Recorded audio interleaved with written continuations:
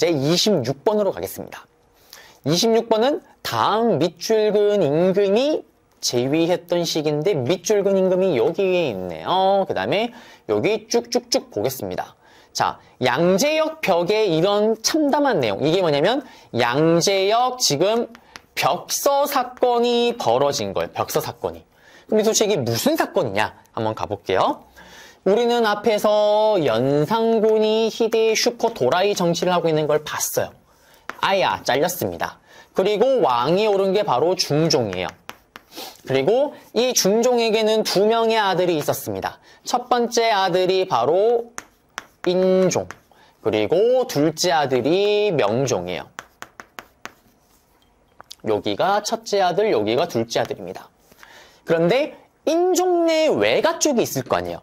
인종내 외갓집 집안 사람들. 여기가 윤씨인 이 중에 이때 최고 대표 주자가 누구냐면 윤임입니다. 그리고 여기가 첫 번째 아들의 윤씨 외갓집이라고 해서 큰 윤씨라 그래서 이들을 집단을 대윤이라고 불러요. 그 다음에 둘째 아들 있죠. 여기도 자기네 외갓집이 윤씨인 거예요. 여기에 대표 주자는 누구냐면 윤원형입니다. 그리고 여기는 둘째 아들의 윤씨라 그래서 작은 윤씨라 그래서 여기는 소윤이라고 얘기를 해요. 서로 당연히 자기 각자 미는 애가 왕이 되길 바라겠죠. 그런데 결국에는 어떻게? 첫째 아들이니까 인종이 왕에 올랐어요. 이때까지는 별 문제가 없었는데 문제는 아파서 1년 만에 죽습니다. 그러면서 명종이 왕에 오르자 어떻게? 윤원영이 권력을 잡자 얘들을 싹 다 제거를 하는 거예요. 그게 바로 을사사화입니다. 을사년에 일어난 사화죠. 그리고 이 사화를 일으켰는데 이때 얘들을 다 제거를 못하니까 이걸 완전히 제거하기 위해서 또 사건을 조작을 합니다. 그게 바로 양재역 벽서 사건이에요. 양재역의 벽에 이런 글을 붙이는 거예요. 누가? 권력을 틀어지고 있는 윤원영과 이 일파들이 쓰레기 같은 정치를 하고 있다. 욕을 하고 있었다. 이걸 빌미로 작살내버립니다. 그러면서 이게 명종 때 있었던 사건인데 이 명종 때 이런 혼란스러운 시기에 어떤 일이 있었다? 걱정이었지. 임꺽정이 활동했고 이 혼란스러운 시기에 백성들도 힘들어요. 그러면서 우리 앞에서 선지로 봤죠. 구황차료책이 이때 나옵니다. 자, 그러면 정답을 한번 찾아볼게요. 외척 간의 대립으로 을사사화가 일어났다. 아까 외척 간의 대립 설명해드렸잖아요. 그리고 살인이 동인과 서인으로 나뉘었다. 이거는 임진왜란을 겪었던 선조 때입니다. 선조 때 드디어 100년 만에 살인파가 권력을 틀어줘요. 항상 권력을 틀어지면 지들끼리 싸웁니다. 먼저 동서남북노서, 동인, 서인, 남인, 북인, 노론, 소론 쪼개질 때 먼저 동인과 서인으로 쪼개져요. 선조 때.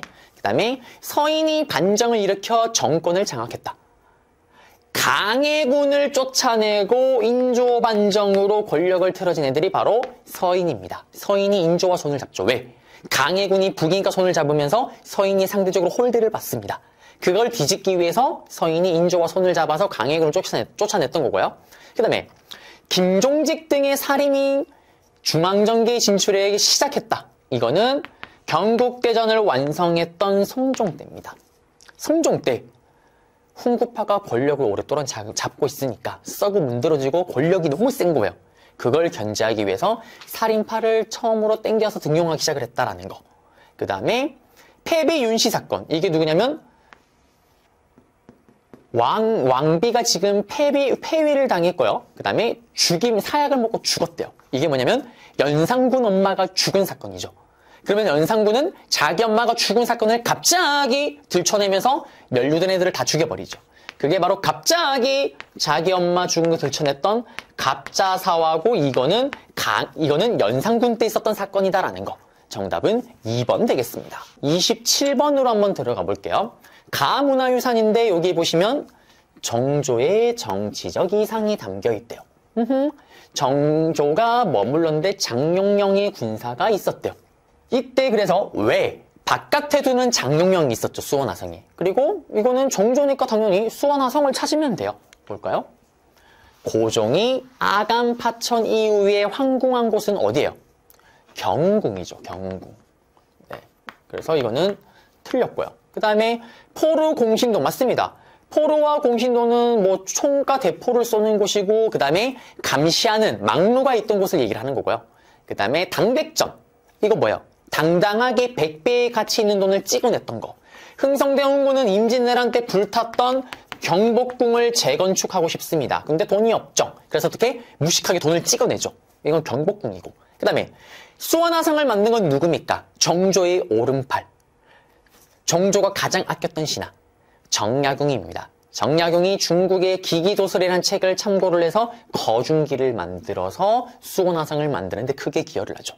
네. 그래서 또 제 거 책 광고를 하자면 아까 제가 얘기했던 은동진이 쓴 소울메이트라는 책을 보게 되면 정조와 정약용을 묶어서 콤비로 묶어서 다루는 내용이 있습니다. 네. 정답은 니은 리을입니다. 니은 리을. 정답은 4번 되겠습니다. 28번으로 한번 들어가 볼게요. 가와 나를 쓴 인물의 공통점인데 시롱 시롱이 웃으면서 말하기를 대저 땅이 어쩌고 한 바퀴 두는데 지구는 막 돕니다. 이게 뭐예요? 그래도 지구는 돈다 지전설. 그 다음에 나를 볼게요. 허생이 말했대요. 이거는 모르면 내 탓이 아니에요. 여러분들 학창시절에 만났던 국어 선생님 탓이에요. 이거 허생전이죠. 허생전. 허생전을 쓴 사람 누구예요? 박지원 선생님. 그 다음에 지전설을 주장했던 실학자 중에 한 명이 있었죠. 누굽니까? 홍대용 선생님입니다. 그리고 홍대용 선생님은 본인이 쓴 의산문답이라는 책을 통해서 거기서 시롱이라는 인물과 또 다른 인물 하나 끄집어 당겨서 서로 대화를 주고받는 형태로 나가요. 그리고 홍대용이 얘기했던 그 지전설, 그 전에 우리는 어떻게 생각을 했냐면 중국이 세상의 중심이에요. 그리고 중국을 중심으로 이렇게 나머지 나라들이 돌고 있는 거예요. 근데 그게 아니라 태양을 중심으로 지구가 도는 거죠. 그게 지전설입니다. 그러면서 홍대용의 지전설을 통해서 우리는 성리학적 세계관에서 벗어나려고 했는 거고요. 그 다음에 중국 중심의 세계관에서 벗어나려고 했다라는 거. 자, 그러면 둘의 공통점인데 이 둘의 공통점은 실학자입니다. 그리고 어떤 실학자입니까? 이 둘은 상업을 중시 여겼던 중상합합니다. 그리고 얘들은 핵금수저예요. 보통 대부분이 노론의 자식들입니다. 돈이 많았던 금수저 노론들은 다 어디로 유학을 보내냐? 선진문물을 배우라고 당시 최강대국 청나라로 유학을 보냅니다. 갔더니 대박 개쩐다. 오랑캐라고 개무시했던 청나라 너무나 발전한 것. 발전했던 이유는 상업이 발달했다 그랬다. 그래서 상공업의 진흥을 주장을 합니다. 무슨 말이냐? 동진이 신발 산업이 발달하게 되면은 초경량 집신이 나올 거고요. 에어 집신이 나올 거예요. 기술이 발달합니다. 기술이 발달하면 궁극적으로는 나라 힘이 강해지겠죠. 나라의 기술이 발달하는 거니까. 그걸 강조했던 거예요. 그래서 이 둘은 또 청나라 유학파입니다. 그리고 청나라에서 유학하고 보고 느낀 거를 돌아와서 글을 쓰죠. 그러면서 보면은 그 내용이 아마 있을 건데요. 여기 있네요.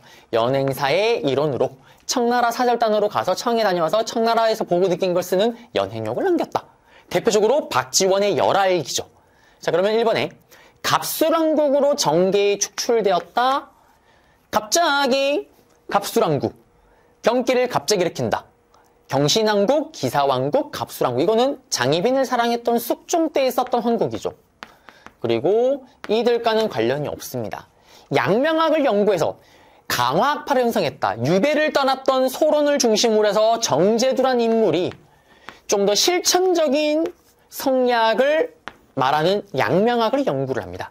무슨 말이냐? 야, 눈에 보이지 않는 린이 긴이 있다는 소리 하지 말고 좀 제발 알면 뭐 아는데 행동으로 옮기지 않으면 말짱 깡이다. 지행합의를 강조했던 실천적 성리학, 양명학을 강조합니다. 그러면서 이 정제도에 심취했던 다른 우리나라 사람들, 학자들이 만들어지면서 광화학파가 형성이 되죠. 그 다음에 3번에 서울 출신으로 규장각 검서관으로 기용되었다. 정조가 만들었던 규장각, 그리고 가장 핫했던 이 규장각의 검서관이라는 직책으로 서울 애들을 땡겨오는 거예요. 서울이 누굽니까? 홍길동. 아비를 아버지라 부르지 못하는. 왜? 아빠는 양반인데 엄마가 농민이거나 천민이기 때문에 이런 애들은 고위간직으로 갈 수가 없습니다. 이거를 누가? 정조가 자기 옆으로 땡겨오죠. 그 대표적인 인물이 실학자 중에는 박제가가 있습니다. 소비를 강조했던 북학이란 책을 썼었던.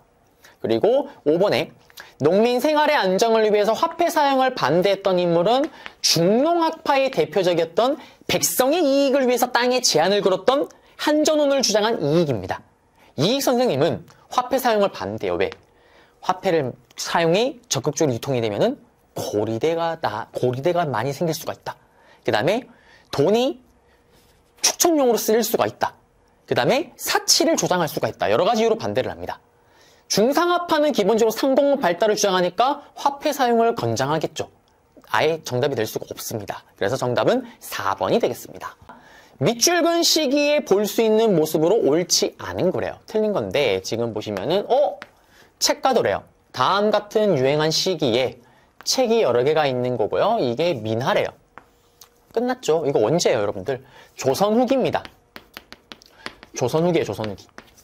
조선 후기 때는 서민이 문화의 주인공이 되는 민화. 민들이 그린 그림, 민화가 엄청난 인기를 끕니다. 조선 후기 때 상업이 발달하면서 돈을 많이 번 상인들이 생기고요. 농업이 발달하면서 돈을 많이 번 분홍들이 생겨요. 그러니까 얘들이 이제 이전 시대와는 다르게 사치를 부립니다. 그러면서 서민 문화가 발달하고 이들이 직접 서민들이 문화의 주인공이 되는 거고, 그러면서 누가 그린지 알 수 없는 민화도 크게 인기를 끄는 거예요. 누가 그린지 알 수가 없죠. 낯간이고 뭐가 없으니까. 근데 보시면은 그들의 소망을 담아 여기 인기를 끕니다. 보시면 책이 여러 개가 있죠. 이건 무슨 의미일까요? 시험 합격을 의미하는 거예요. 그럼 여러분들은 한능권 시험을 앞두고 아니면 뭐 취업을 준비하거나 이렇다면 집에 이 책가도 그림 하나 걸어놓고 있으면 되는 거예요. 근데 이게 만약에 해졌다. 그러면은 그냥 버리고 또 하나 사면 되는 거예요. 여러분들 연예인 브로마이드 개념? 해지면 다시 다른 브로마이드를 붙이는 판소리는 심정이가 임당수의 아하! 이런 것들. 자, 이거는 조선 후기가 맞아요. 왜? 조선 후기 때 상업이 발달하면서 호객행위 형태로 판소리를 활용하는 거예요. 판소리하면 사람들이 와서 볼 거 아니에요. 그 다음에 탈춤, 이것도 마찬가지예요. 조선 후기 때 서민들이 문화를 즐기기도 하지만 탈춤을 통해서 호객행위를 하는 거죠. 상업이 발달했을 때 시장에서. 그 다음에 보부상. 상업이 발달하니까 어떻게? 시장들이 막 열릴 거고요. 근데 시장들이 지금도 그렇잖아요. 지방시장들은 5일장, 6일장, 뭐 3일장 이렇죠. 그러면 그 날짜가 다른 걸 맞춰서 돌아다니는 보따리 장수가 있습니다. 보부상이 활발하게 활동하는 거고요. 그 다음에 또 서민 문화가 발달한다고 얘기를 했었잖아요. 그전에는 민들이요. 먹고 살기 바빠. 문화를 즐길 시간이 없습니다. 근데 이제는 문화를 즐길 시간이 있는 거예요. 한글 소설을 읽기 시작을 합니다. 그전에는 글도 몰랐다면 이제는 여유가 있으니까 자식들을 교육, 하늘 천 따지 한글 정도는 떼게끔 하는 거예요. 그러면서 한글 소설이 인기를 끌게 되는 거고 그걸 읽어주는 정기수도 큰 인기를 끕니다. 그 다음에 정답은 5번이네요. 병남도. 이거는 앞에서 고려시대 경제 부분의 문제의 정답이 됐어야 됐죠. 예성강 하구에 모든 나라들은 오늘도 마찬가지예요. 오늘도 우리나라 전체 인구의 절반 이상이 수도권에 살고 있습니다. 옛날엔 더 심한 거예요. 고구려, 백제, 신라, 고려, 조선 전체 인구의 한 70%, 80%가 수도 근처입니다. 그러면 수도 근처가 당연히 국제무역항이 될 수밖에 없겠죠. 고려는 바로 병남도가 국제무역항입니다. 개경 근처에 있었던. 정답은 5번이 되겠습니다. 광성보. 그리고 어제연 장군. 어제연 장군이 아메리카. 아메리카. 미군에 맞서 싸웁니다. 이때가 무슨 사건입니까? 바로 흥성대원군이 집권했던 시기 때 흥성대원군은 서양과의 모든 걸 다 거부하는 세국정치, 통상수교 거부 정책입니다. 그러면서 있었던 사건이 뭐냐면 병신 욕하는 거 아니에요. 병인양요, 신미양요 사이의 언어순화용 오페르트 도굴 사건. 그러면 다음 사건이 일어난 시기입니다. 자, 한번 가볼게요. 병인양요, 프랑스와 싸웠던 이 병인양요의 배경은 병인 박해입니다. 프랑스 천주교 신자를 흥성대군이 죽였다는 이유로 프랑스가 쳐들어오죠. 그게 병인양요고요. 한편 이 사건이 일어났던 그 해에 제너럴 셔머너 사건이라는 게 일어나요. 제너럴 장군호입니다. 장군호. 미국의 배인데요. 자, 이 제너럴 셔머너는 미국의 상선인데 당연히 대포를 뻥뻥 쏘면서 우리 물건 사달라고 얘기를 하죠. 통상수교를 요구합니다. 흥성대원군은 세국 정치 중 반대를 하죠. 그러자 얘들은 평양에 와서 약탈을 하죠. 그러자 당시 평양에 있었던 박규수와 백성들과 관리들이 힘을 모아서 어떻게 이 제너럴 셔머너를 흔적도 없이 불태워버립니다. 그리고 타고 있던 선원들 100% 전원 몰살을 시켜요. 그래서 미국은 버퍼링이 5년이 걸립니다. 그래서 병인박해, 병인양요, 제너럴 셔머너가 같은 해에 일어났지만 여기에 대한 반발이 일어났던 미국의 신미양요는 5년 후입니다. 그리고 오페르트 도굴 사건 여기 사이에 들어가는 거고요. 병신 언어순화형 오페르트 도굴 사건. 그리고 이게 끝나고 나서 흥성대원군은 프랑스, 미국 역시 서양애들 개쓰레기다. 서양의 모든 문화를 배척하겠다라는 척합의를 건립합니다.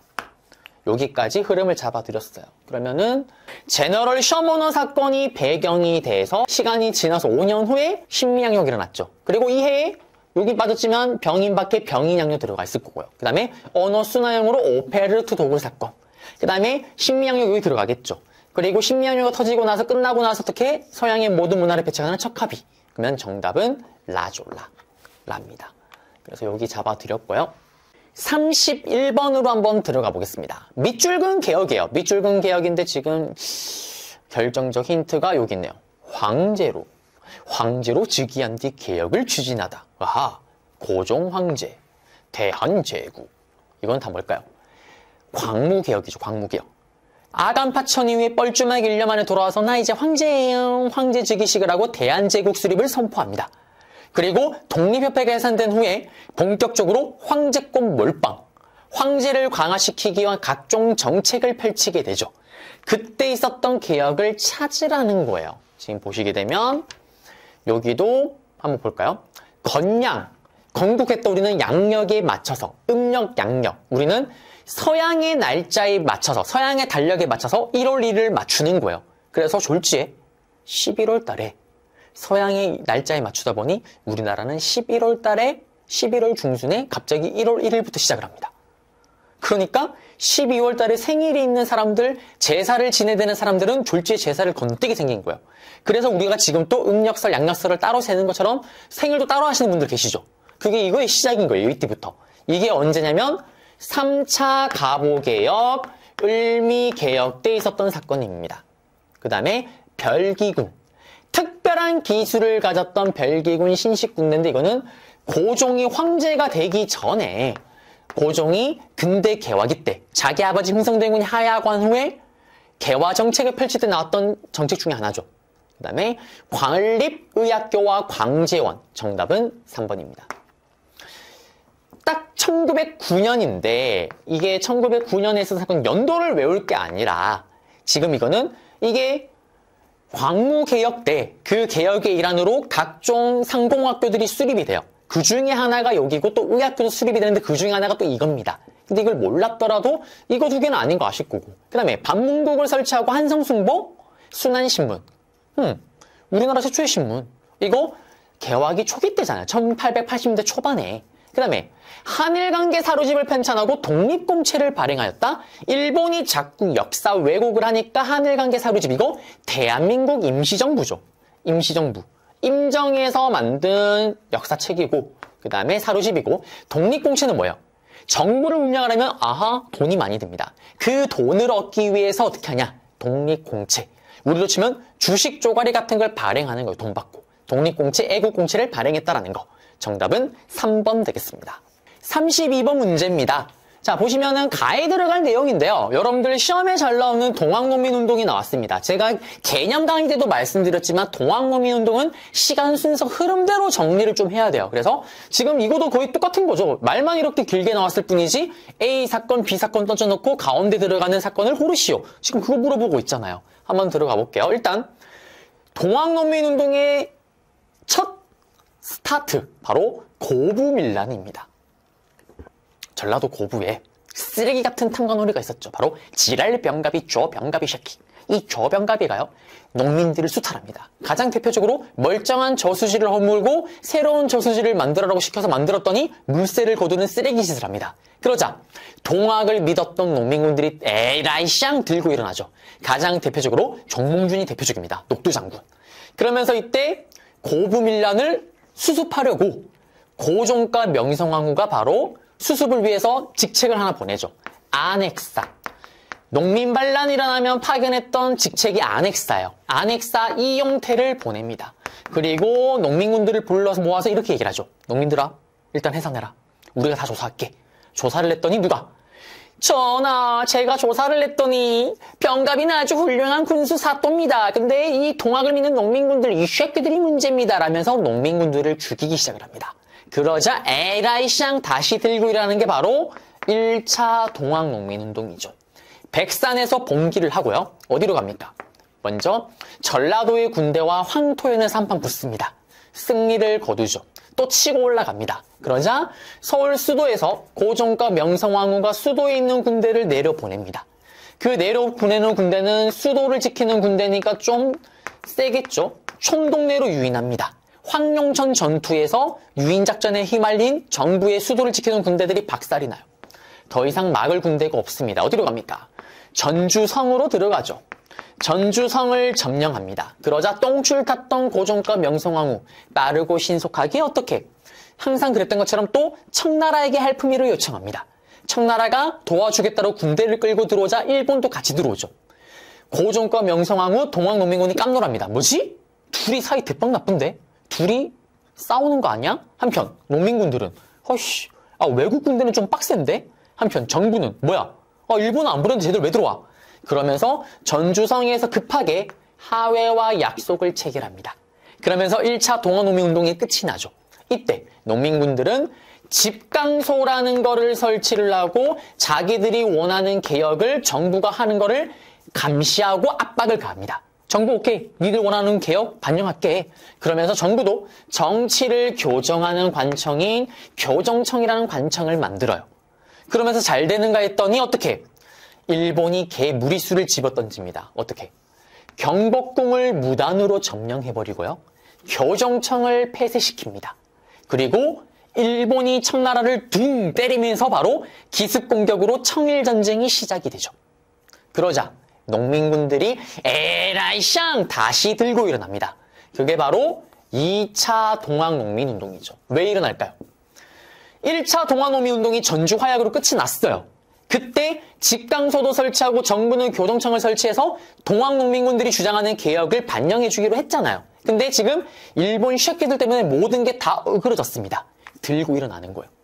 그러면서 이때 남자들의 심장을 뛰게 만드는 어디? 논산. 남자들의 심장을 뛰게 만드는 논산. 전 갔다 왔습니다. 분명히 가야 되는 분들도 계실 거예요. 보는 분 중에. 논산. 논산에서 동학농민군들이 집결을 해요. 이때 남접, 그 다음에 북접이 집결했다라고 얘기를 합니다. 이 논산에서요. 남자들의 심장을 뛰게 만드는 그곳에서. 무슨 말이냐면 남쪽의 동학을 믿는 애들을 남접이라고 하고요. 충청도 지역 북쪽에 믿었던 사람들을 북접이라고 얘기를 해요. 근데 1차 동학농민운동 때는 북접이 함께하지 않았어요. 왜? 우리는 종교적인 이유로만 동학으로 움직일 뿐 이런 정치적인 이유로는 움직이지 않는다라면서 불참을 했습니다. 그런데 2차 동학농민운동은 지금 정치적인 차원을 뛰어넘어 일본 놈들을 덜어내자라는 거잖아요. 여기는 합류를 했던 거예요. 그래서 연합을 해서 치고 갔지만 어디서? 시금치만 먹어서 영양실조로 패했다라는 우금치. 우금치 전투에서 결국 일본군에게 패하면서 끝이 납니다. 그러면 아까 여기 가에 들어갈 거는 아마 제가 볼 때는 경복궁 무단 점령이니까 남접, 북접 연합이 정답이 되지 않을까요? 아마? 볼까요? 교정청 설치, 이거 전이었고 정봉준이 체포됐던 거는 언제입니까? 정봉준이 체포됐던 거는 우금치 전투, 마지막 전투 이후에. 그 다음에 13도 창의군, 이거는 정미의병이고요. 안핵사 형태, 이거 앞에 스토리고. 5번, 남접, 북접의 연합. 정답은 5번입니다. 5번. 밑줄근 조약의 영향이에요. 밑줄근 조약의 영향인데 지금 보시면 서양가 최초의 조약이 체결됐대요. 청나라의 미친 듯한 소개팅으로. 끝났죠. 뭡니까? 심지어는 여기 이런 친절한 문제를 봤나? 네. 시험 문제 답을 알려줬습니다. 조미수호 통상조약 체결지라고 적어놨어요. 미국과 체결했던. 우리가 서양과 맺은 최초의 조약은 조미수호 통상조약인데 청나라가 왜 이렇게 소개팅을 했을까요? 이유는 간단합니다.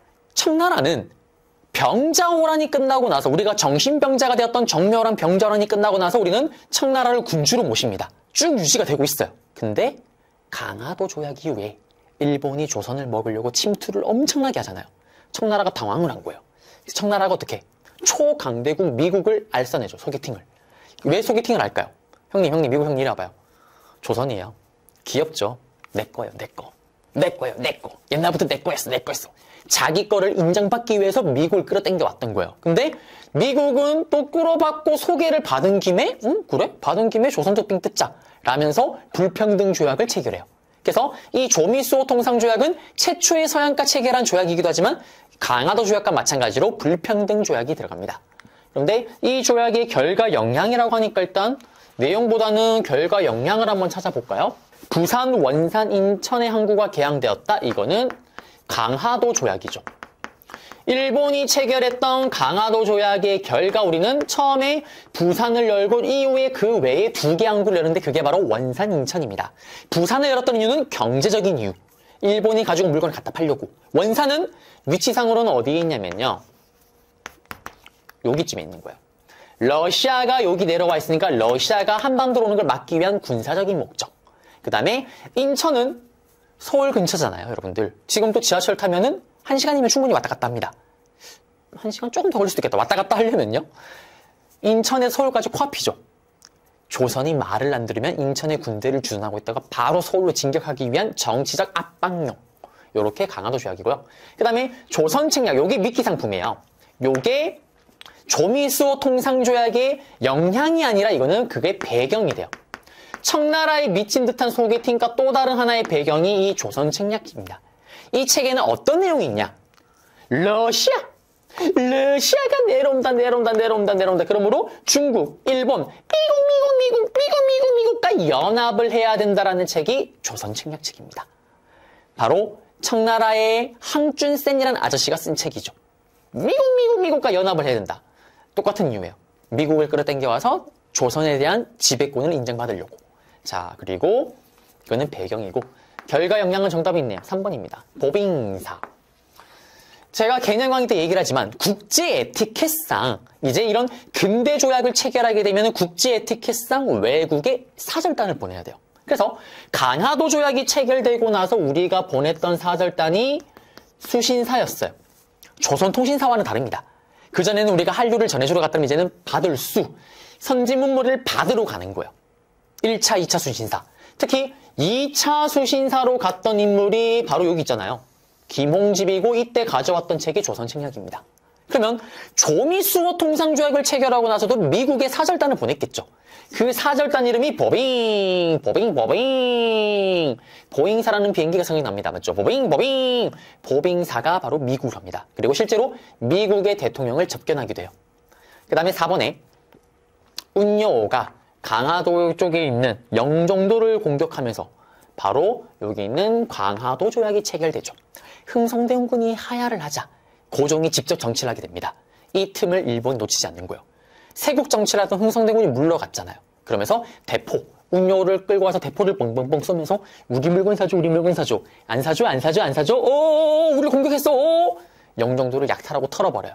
그리고 강압적으로 체결한 게 바로 강화도 조약입니다. 그 다음에 통리기무하문이 설치되었다. 이거는 조약에는 전혀 관련이 없고요. 자, 조미수호 통상 관련이 없고 이거는 고종 임금이 흥성대원군 자기 아버지가 하야를 하자 개화정책을 하려고 만든 개화정책 기구죠. 통화리라 통리기무하문. 오히려 이거는 수신사와 관련이 있습니다. 수신사들이 갔다 와서 전하, 일본이 진짜 많이 발전했어요. 우리도 빨리 서구문물 받아들여야 됩니다. 개화해야 됩니다. 라고 해서 만든 거죠. 그래서 정답은 3번입니다. 교사 질문인데 대한매일신보에서 태극서간, 태극본 이거 아니에요. 이 태극서간은 저의 고향이었던 대구에 만들어졌던 출판사입니다. 출판사. 아, 여기 또 있다. 대성학교. 크게 대성하는 인재를 한번 길러보자. 이거 전부 다 신민회죠. 신민회는 제가 시험에 잘 나온다라고 얘기를 했었습니다. 새로운 민이 되는 나라를 한번 만들어보자. 일본에게 나라를 뺏기기 직전에 더 이상 왕이나 황제가 없는 나라, 민들이 주인이 되는 나라, 공화정제를 꿈꿨던 비밀결사단체 신민회. 이들의 컨셉은 실력을 키워서 일본을 덜어내자라는 건데, 그러면 신민회는 도대체 어떤 활동을 했냐? 비밀결사. 안창호와 양기탁 등이 비밀결사로 조직이 됐고요. 이 신민회 같은 경우는 기본적으로 어떤 컨셉입니까? 실력을 양성, 실력을 키워서 일본을 덜어내자. 일본과 대등해지면. 그래서 실력을 키우려면 인재를 길러야죠. 학교. 대성학교, 오산학교를 만들었고 실력을 키우려면 우리나라 산업시설이 필요합니다. 태극서간 출판사, 자기 알라뷰 우리 자기, 그 자기가 아니라 도자기를 만드는 자기 회사. 그리고 한 단계 더 나아가서 국외 독립운동 기지. 서강도, 삼원보 지역의 외국에 독립운동 기지를 만들기도 합니다. 국외 독립운동 기지. 정답은 4번. 밀립대학 설립운동은 대학교를 설립하자라는 건데 이거는 일본에게 나라 뺏기고 나서 1920년대 민족주의 계열이 했던 거고요. 이거는 아예 시기가 다릅니다. 우리가 신민회가 언제 만들어지냐면 1907년도에 만들어지고요. 딱 외우기 좋게끔 1910년에 일본에게 나라를 뺏겨요. 그리고 신민회는 그 다음에 1911년에 백오인 사건으로 해체를 당하죠.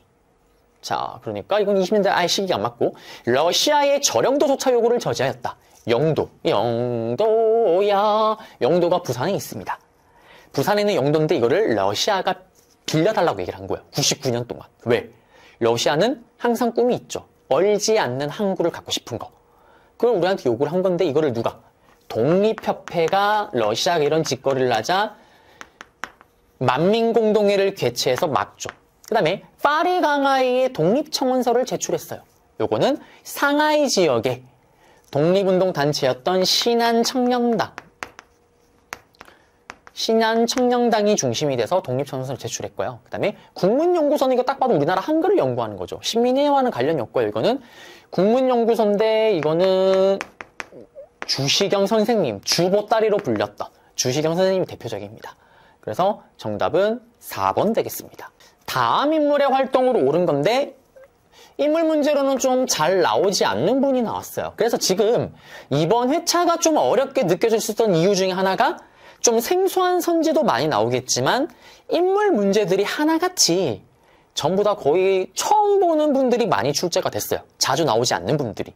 물론 선지는 좀 쉽게 나왔기 때문에 답을 찾을 수 있긴 했지만 어쨌든 체감은 어렵게 받아들일 수밖에 없죠. 자, 그러면 이번 인물은 또 어떤 인물이냐면 유경공원 교사래요. 영재를 양육한다라는 공원. 고종 임금이 국가 차원에서 만든 최초의 우리나라 공립, 국가에서 만든 또는 국립근대학교입니다. 공립근대학교고요. 그리고 고종의 특사가 돼서 만국평화회가 열린 헤이그를 방문하기도 했대요. 여기서 정답을 찾긴 해야 되는데 바로 헐버트입니다. 제가 개념 강의 또 헐버트 이야기를 해드렸어요. 헐벗었던 아저씨. 네, 우리나라를 위해서 헐벗고 온몸을 헐벗고 어떻게 뛰어다닙니다. 무슨 말이냐면 유경공원의 원어민 교사로 활동을 하세요. 그리고 고종 임금이 을사늑약 책을 때 이거 억울하다. 난 내가 도장을 찍은 적이 없다. 이 억울함을 다른 나라에게 알리고 좀 지원을 얻고자 하죠. 그때 부탁을 했던 게 바로 헐버트 아저씨입니다. 그렇지만 잘 되진 않고요. 그러면서 여기 보시면은 한국인을 사랑하고 내 인생의 가장 중요한 가치래요. 화폐 정리 사업. 이거는 일본 애들이 주도를 한 거죠. 누굽니까? 아, 이런 매기 같은 메가타. 아, 이런 매기 같은 메가타. 메가타가 주도를 합니다. 매기 같은 메가타. 이거 왜 했을까요? 일본의 메가타가. 1905년에요. 일본에게 나라 뺏기기 5년 전. 이미 일본은 우리나라 식민지배 확정을 했다고 생각을 하는 거예요. 그러면 어차피 나라 먹을 거면 미리 세팅할 수 있는 거 빨리 하면 좋잖아요. 그 중에 하나가 화폐 정리 사업입니다. 이제 조선에서 조선 돈을 쓰는 게 아니라 일본 돈을 써야 되는 거예요. 한국 돈을 싹 다 일본 돈으로 외국 나가듯이 환전을 해야 되는 겁니다. 그거 시작했는 거죠. 근데 이거는 헐버트와는 관련이 없고요. 정답은 2번이에요. 한글로 된 3인 필지를 집필했대요. 한글로 된. 이게 뭐냐면 우리 앞에 봤던 그 유경공원. 유경공원에서 사용했던 교재입니다. 교재. 이 3인 필지는 세계사 지리서라고 보시면 돼요. 세계의 역사와 지리는 어떤 게 있고 이런 내용을 담고 있습니다. 이게 지금 최근에 치러진 한능검에서 자주 등장하는 선지예요. 그래서 이제 아마 예전 문제에서는 나온 적이 없습니다. 근데 최근 들어 나오기 시작했기 때문에 아마 앞으로도 계속 문제은행식으로 선지로 활용이 될 거예요. 기억을 좀 해주셔야 되고요. 그 다음에 여성교육학당이 이화학당을 설립했다. 스크래턴. 뭐 자주 나오는 거고요. 그 다음에 친일 인사인 스티븐슨을 샌프란시스코에서 피살했다. 빠방빵빵 우리 장전두호. 장인환 선생님, 그 다음에 전명훈 선생님. 그 다음에 논설 단념 보국체를 써서 국채보상운동에 적극 참여했다. 일본 쪽발이에게 진빚, 일본에게 진빚 1,300만 원을 갚자라는 국채보상운동. 여기 앞에 봤던 단년 보국체인데 이게 또 최근에 안 나오는 선지인데 최근 들어 나오기 시작을 했어요. 그럼 아마 앞으로도 계속 나온다라고 보셔야 될 것 같습니다. 이거는 기억나세요? 을사늑약이 체결돼서 손에 장을 지던 선생님, 황성신문에 처음으로 실어졌던 장지연 선생님의 신야 방성대곡, 그 장지연 선생님이 썼다라고 추정을 해요. 이게 뭘까요? 나라의 국채를 갚자, 나라를 지키고 뭐 어떻게 해서? 단년, 금년을 하자라는 거예요. 금년에서 세이브한 돈을 국가를 위한 빚을 갚는 데 돈을 내자, 이겁니다. 그래서 정답은 2번. 가단체의 활동으로 옳은 거래요. 아들아, 백정의 아들로 태어나 차별 없이 의사가 되었구나, 장하다. 이것만 봐서 모르겠어요. 근데 여기 관민공동의 개회식에서 샬랑샬랑 꿀랑꿍. 이건 뭐예요? 독립협회죠. 독립협회의 활동입니다. 독립협회는 갑심정변에 참여를 했었던 필립 제이슨, 서재필 아저씨가요. 갑신정변이 실패를 하고 미국으로 도망을 갑니다. 망명을 가요. 그리고 어떻게 미국에서 10년이 지난 후에 국내로 돌아오죠. 그리고 계산을 했겠죠. 무슨 계산? 왜 우리가 10년 전에 갑신정변이 실패를 했을까? 백성들을 위한 정책을 많이 주장을 했었는데 민들이 몰라서 그렇다. 지금 우리가 처해 있는 꼬라지가 어떤 꼬라지고 지금 이 개혁이 어떤 의미가 있고 앞으로 우리가 어떤 개혁을 해야지 민들이 더 좋아지고 이걸 몰라서 그렇다. 라면서 민들을 깨우치기 위해서 서재필 아저씨가 돌아와서 만든 신문이 독립신문이죠. 여기 이 신문을 보고 감동을 받은 사람들이 모여서 만들어진 게 독립협회입니다. 그리고 독립의식을 고취시키기 위해서 독립문을 만들고요. 그리고 각종 토크 콘서트를 열어요. 그러면서 현재 처해 있는 현실을 더욱더 더 적나라하게 알리죠. 그리고 우리가 해야 되는 일을 알려줍니다. 그러면서 이때 감동을 받은 10,000명의 백성들이 만민공동회를 개최를 해요. 그리고 수많은 러시아의 침탈, 이권 침탈을 저지합니다. 여기서 더 한 단계 나아가서 이젠 아예 감동을 받은 민들과 관리들까지 함께하죠.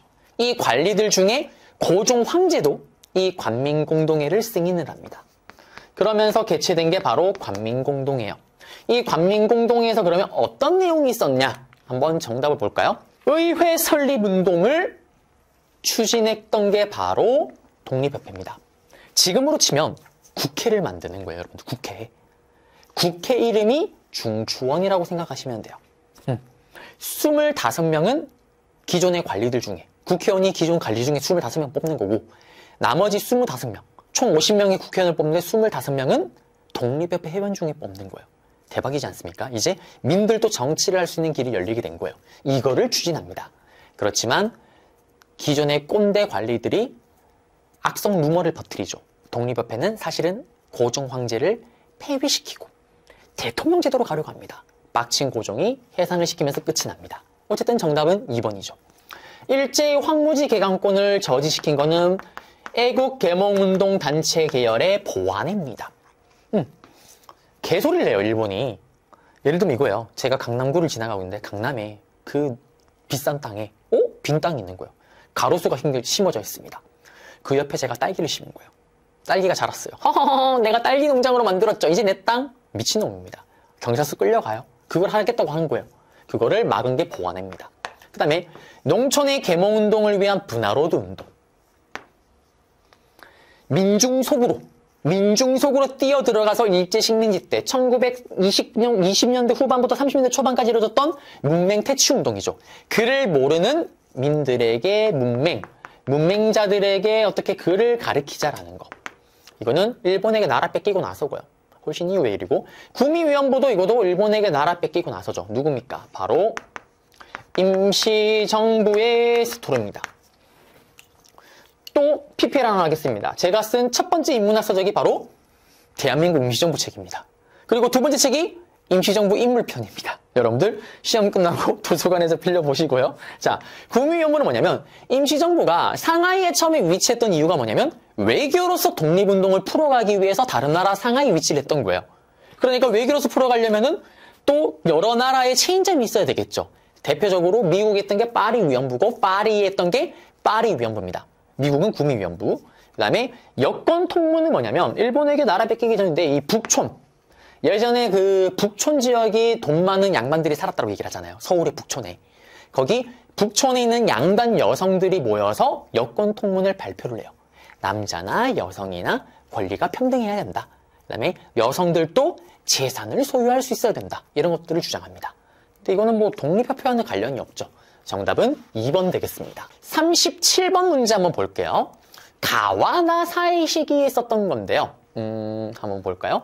정우의 얘기가 나왔어요. 그 다음에 여기 보시면은 신간해가 있고 신간해가 해소 문제를 토의한대요. 네, 끝났죠. 정우의 선언은 1926년도에 있었습니다. 이 정우회가 뭐냐면요. 사회주의 단체요.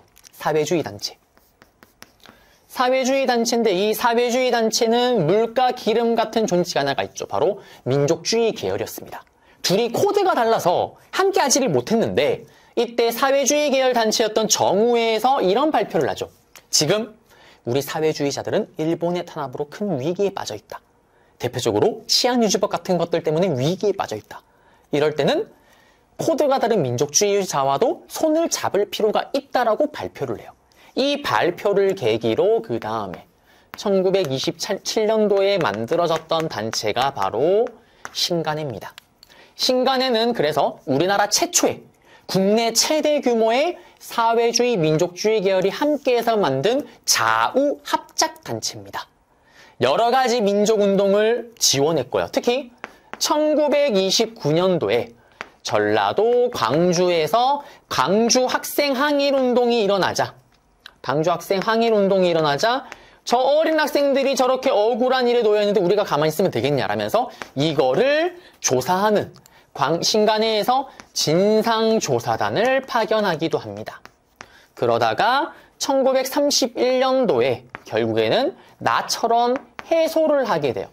무슨 말이냐면 결국엔 둘이 코드가 다르잖아요, 여러분들. 그러니까 물과 기름이 만난 거예요. 처음에 어떻게 좀 잘 되나 싶었지만 결국에는 내부 분열.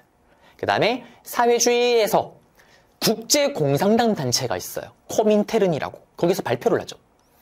각각 전 세계에 있는 사회주의 단체들아, 니들이 위기에 빠지면서 코드가 맞지 않는 반대쪽과 손을 잡은 경우가 있는데 이제 독자 노선으로 갈 때가 왔다. 이런 발표를 합니다. 그러면서 결국 신간해는 해소가 되죠. 그럼 여기 사이에 들어갈 수 있는 거 아마 신간해의 본격적인 활동이 정답이 되지 않을까 싶은데요. 한번 볼까요? 여기 보시면은 여기 사이에 있는 거 정답이네요. 바로 위에 있네요. 1번 광주학생 항일운동. 여기에 진상조사단을 보낸 게 신간해죠. 신간해. 정답은 1번이고 임병찬이 독립의원부를 조직했던 것은 1910년대입니다. 1912년에 고종의 밀지를 받아서 일본에게 나라 뺏긴 지 2년 후 밀지를 받아서 고종이 밀지 보내죠. 병찬아, 네가 남아있는 의병들을 다 데리고 오면 들고 일어나라. 일어나던 게 독립의공부. 봉오동 전투. 딱 1920년이죠. 청산리 대첩과 함께. 3.1운동이 1919년입니다. 1919년 3.1운동이 일어나서 만세운동을 벌였지만 세상이 바뀌지 않네요. 이제 총칼 들고 싸울 때가 왔다. 그게 바로 딱 1920년에 봉오동과 청산리 대첩. 그 다음에 28 독립선언서는 이거는 1919년 3.1운동이 일어나기 거의 한 달 조금 안 됐을 때 시기죠. 도쿄에서 유학생들이 28 독립선언문을 외칩니다. 그러자 저 어린 학생들도 지금 저렇게 만세를 외치는데 어른들이 가만히 있으면 되겠냐 라면서 국내에서 3.1운동이 준비가 됐던 거죠. 그 다음에 조선의용대. 이거는 뭐냐면 1937년도에 중국 본토에서 전쟁이 벌어집니다. 일본이 드디어 중국 본토로 쳐들어가죠. 중일전쟁. 그러면서 난징 대학살이 벌어져요. 지금 또 정확하게 몇만 명, 몇십만 명이 죽었는지 추정 불가입니다. 난징에 있었던 김원봉의 의열당이 중심이 됐던 민족혁명당이라는 독립운동 단체. 난징 대학살이 벌어지자 난징에 있던 민족혁명당은 우한, 똑같은 말로 항커우 지역이라고 얘기를 해요. 이 일대로 이동을 합니다. 그러면서 김원봉 선생님이 제대로 된 군대를 만들죠. 의열당 같은 의열단체가 아니라 그게 바로 조선의용대입니다. 그걸 만들었던 게 중일전쟁 터지고 그 다음 해였던 1938년이다라는 거. 네. 그러면 정답은 1번입니다. 밑줄근 이곳인데 이 문제 같은 경우는 뭐 거의 최근에 매해 출제되는 레파토리 패턴인데요. 용마니아치. 쉽게 말하면 여기는 1910년대 국외에 있었던 우리의 독립운동, 민족운동을 물어보고 있는 거예요. 보시면 네브라스카주에서 대학을 다니고 독립군 양성기간 한인 송년병창사로 보시면 이곳에 건너와서 이게 핵심이죠. 대조선 국민군단을 조직했다. 여기 보면요. 이게 어디예요? 하와이죠. 하와이. 자, 앞에 잠깐 언급을 했었던 장인환, 정명훈, 이 장전 듀오가 친일적인 미국인이었던 스티븐슨을 사살한 후에 미국에서는 한인들이 모여서 대한인국민회라는 조직이 만들어집니다. 그리고 그 대한인국민회라는 조직이 미국 각 지역에 체인장을 만들어요. 지부라고 얘기를 하죠. 그러면서 하와이 지부가 만들어지는데 거기서 또 만들어졌던 게 박용만이 중심이 됐던 대조선 국민군단이라는 독립군입니다. 하와이를 찾으면 여기가 라가 되겠네요. 정답은 4번입니다. 39번 문제로 한번 들어가 볼게요. 자, 39번 문제를 보시게 되면은 가와 나 인물에 대한 설명인데요. 갑니다. 가는 조선혁명군 총사령관. 바로 누굽니까? 양세봉 장군. 그 다음에 나. 신흥무관학교 교성대장. 그리고 한국독립군 총사령관. 한국광복군 총사령관. 누구예요? 지청천 장군이죠. 참고로 또 제 책을 피하자면 임시정부 독립운동가 편에 지청천 장군님이 들어가 있습니다. 네, 양세봉 장군과 지청천 장군을 물어보고 있는데요. 자, 한번 미리 한번 좀 볼까요? 일단 두 분은 공통점이 있죠. 일단 양세봉 장군보다 지청천 장군이 좀 더 오래 사세요. 보시면 여기는 30년대 끝나고 지청천 장군님은 광복하고 나서 6.25 전쟁 때도 활약을 하십니다. 근데 이 두 분의 공통점이 뭐냐면 1930년대 초반에 만주에서 활발하게 독립운동을 전개하죠. 1931년도에 일본이요, 드디어 중국의 만주를 치는 만주사변을 일으켜요. 그러니까 만주에 있던 우리 독립군, 일본이 여기도 쳐들어왔네? 근데 중국도 빡치겠죠. 왜? 중국은 드디어 일본에게 우리나라처럼 땅을 뺏긴 거잖아요. 만주사변으로. 그러자 중국은 얘기를 하죠. 야, 만주 독립군들아, 우리 공공의 적은 일본이잖아. 따로 싸우지 말고 같이 싸우자. 아하, 좋다 해. 그러면서 이때 1930년대 초반의 트렌드가 뭐냐면 한중연합작전입니다. 그러면서 둘은 각각의 군대를 끌고 중국의 군대와 연합을 해서 일본군과 맞서 싸웠던 거죠. 이게 둘의 공통점인데 한번 볼게요. 조선혁명 간부학교를 설립하였다. 이거는 김원봉입니다. 두 분과 관련이 없죠. 김원봉은 의열단을 만든 그분 맞으세요. 의열단을 만들었던 김원봉 선생님, 향기에 빠집니다. 왜? 내가 아무리 일본 새끼들을 죽여도 바뀌는 게 없어요. 또 다른 일본인 고위 관리가 옵니다. 내가 아무리 친일파를 죽여도 바뀌는 게 없어. 또 다른 친일파가 생겨요. 내가 아무리 일본 은행, 일본 건물을 부셔도 의미가 없어요. 왜? 더 좋은 건물로 리모델링이 됩니다. 그래서 이제 이런 의열 단체 활동이 아니라 이제 제대로 된 군대를 만들어서 제대로 싸우고 싶다. 그러려면 인재를 길러야 될 거 아니에요. 장교를 양성하고 해야 될 거 아니에요. 그래서 만든 학교가 조선혁명간부학교입니다. 틀렸고요. 대한강복회를 조직해서 친일파를 처단하였다. 이거는 박상진입니다. 1910년대 앞에 봤던 전라도에서 독립의군부 임병창, 고종의 밀지를 받았던, 경상도에서는 박상진, 김자진 장군님이 중심이 돼서 대한강복회를 조직해서 친일파를 처단하고 얘들의 돈을 뺏어서 그걸 가지고 독립군을 또 만들려고 노력을 합니다. 그 다음에 정답은 일단 3번에 좀 이따 잡아드릴 거고요. 중강단을 중심으로, 중강단은 대종교라는 종교단체가 만든 독립군이고요. 그리고 이 중강단이 확대 개편된 게 북로궁정서군인데 북단도에 있으니까 북로궁정서군이에요. 그리고 이 북로궁정서군을 이끌고 청산리 대첩을 대승으로 이끌었던 장군이 있죠. 누굽니까? 김자진 장군이죠, 이건. 그리고 황푸공관학교에 입학을 했다. 이것도 김원봉이에요. 응? 아까 얘기했잖아요. 의열단의 한계를 느끼고 먼저 배워야 될 거 아니에요. 아니, 내가 장교를 기르려면 내가 장교 시스템을 좀 알아야 될 거 아니에요. 그래서 중국의 학교에 입학을 한 거예요. 여기 졸업하고 나서 이제 배웠으니까 내가 이제 길러야 될 거 아니에요. 그게 조선혁명간부학교입니다. 그러면 3번은 뭘까요? 양세봉 장군이든 지청천 장군이든 둘 다 중국과 연합을 해서 일본군을 무찔렀다고 얘기를 했잖아요. 그 중에 지천산군의 가장 대표적인 전투가 저기 있는 대전자령 전투입니다. 그리고 이거 외에도 사도하자 전투가 있고요. 네, 사도하자 전투가 있습니다. 그 다음에 쌍성보 전투도 여기죠. 이게 원래 제가 개념 강의 때 원래 암기법이 하나 있긴 하죠. 한국이 독립을 할 수가 있다. 한국이 독립을 할 수가 있다. 라고 하자 중국의 호로 새끼가 쌍욕을 하면서 니들 안 된다. 니들 독립할 수가 없다라고 하자 꼬방식에도 대전사했다. 선생님이 무슨 갑자기 개소리를 하고 있습니까? 한국이 독립을 할 수가 있다. 지청천이 한국 독립군을 끄고 중국의 호로 새끼가 중국의 호로군과 연합작전을 해요. 호로 새끼가 니들은 독립 못해 쌍욕을 합니다. 쌍성보 전투에서 쌍욕을 하자 꼬방식에 얘들을 다 대전사 꼴까닥 죽어버렸다. 대전자령 전투, 사도하자 전투에서 대승을 얻었다라는 거. 정답은 3번입니다. 밑줄근 이 시기의 일제정책인데 제가 얘기를 했죠. 여기는 출제율 100%입니다. 무조건 한 문제가 나와요. 심하게 나오면 두 문제가 나올 수가 있습니다. 일본의 35년간의 식민통치를 10년 단위로 쪼개서 정리를 하셔야 되는 건데 지금 여기에 있는 거는 3기죠, 3기. 1930년부터 40년대에 있었던 일본의 식민통치를 물어보고 있는 겁니다. 3기 때. 대표적으로 여기 보시면 중일전쟁이죠. 1931년도에 만주사변, 1937년도에 중국 본토로 가는 중일전쟁. 전쟁 스케일이 자꾸 커지잖아요.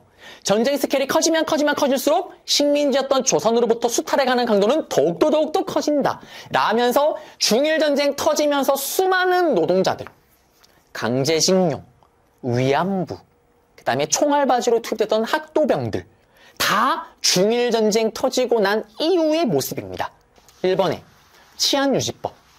사회주의자들을 잡겠다라는 명목으로 만든 게 딱 1925년도의 치안유지법이에요. 그래서 이걸 바탕으로 사회주의자들을 잡아들이니까 1926년도에 정오의 선언이 있었던 거고, 그 다음에 토지조사령. 일본이 딱 1910년에 우리나라를 먹었잖아요. 그러면 제일 먼저 해야 될 게 뭘까요? 땅 조사예요, 여러분들. 땅을 정확하게 조사를 해야지 세금을 정확하게 삥 뜯을 거 아니에요. 그러려고 토지조사령을 때리고 토지조사 사업을 실시합니다. 헌병경찰제도. 1910년대 1기 때의 가장 대표적인 제도죠. 경찰이 군인이에요, 여러분들. 헌병. 조선을 군인 다루듯이 조선을 군대 다루듯이 조선 사람들을 군인 다루듯이 다루겠다는 소리죠. 총칼을 들고 악독같이 두드려 팹니다. 무단 통치 시기고. 정답은 4번이에요. 전쟁에서 가장 중요한 게 뭘까요, 여러분들? 쌀. 먹는 겁니다, 먹는 거. 여러분들 당장 급식 끊기면 어떻게 돼요, 여러분들? 보이콧입니다, 여러분들. 수업 안 들어도 돼요. 배고픈데 무슨 수업을 듣습니까? 이때 식량 배급제, 북한처럼 조선 사람들에게 식량을 배급해요. 굶어 죽을 만큼. 미국 공출제, 쌀을 사고 파는 거는 싹 다 조선 총독부가 합니다. 이게 전쟁이 스케일이 커졌던 3기 때고요. 학생들의 수업 기간을 4년이 돼요. 이게 식민통치 1기 때 제1차 조선교육령. 3.1운동이 터지고 나서 자꾸 징징대니까 풀어주면서 제2차 조선교육령으로 수업 기간이 4년에서 2년 늘어서 6년으로 바뀝니다. 그래서 40번의 정답은 4번이 되겠습니다. 41번 문제입니다. 가정부에 대한 설명으로 옳은 건데요. 힌트를 한번 볼까요? 띠띠띠띠. 충칭이래요. 충칭 임시정부 시기죠. 그리고 대일선전 성명서를 발표했습니다. 이동을 하다가 딱 1940년 광복을 5년 앞두고 충칭의 임시정부가 정착을 했습니다. 그리고 1941년에 일본이 또 전쟁이 미쳐가죠. 31년도에 만주사변, 37년도에 중일전쟁, 41년도에 진주만 공습으로 천조국 미국을 건드리며 시작되는 태평양전쟁. 그러자 임시정부는 일본 미쳤네. 제정신이 아니네.